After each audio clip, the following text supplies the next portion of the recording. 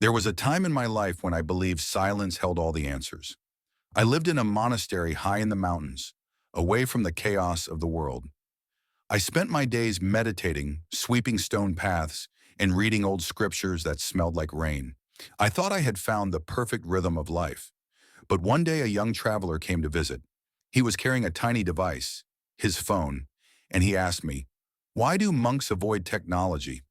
Don't you think AI could help you learn faster?" I smiled at him and said, "Faster isn't always better." But then I paused, because deep down I knew he was right about one thing. The world was changing, and I wasn't curious enough to explore how. So I began to experiment, quietly, mindfully. I asked ChatGPT to explain ancient Buddhist philosophy. It did. I asked it to help me learn Sanskrit, a language I struggled with for years. It gave me flashcards, pronunciation guides, even a daily quiz, patiently, without judgment.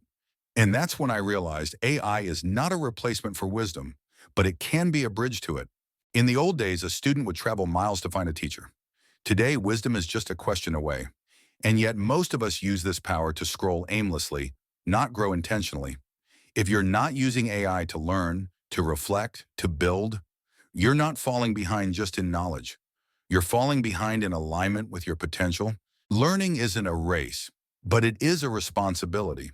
We live in a time where you can learn a new language in 30 days, understand the stock market in a weekend, write poetry with the help of an algorithm, design your dream life, guided by a machine, yes, but led by your own heart.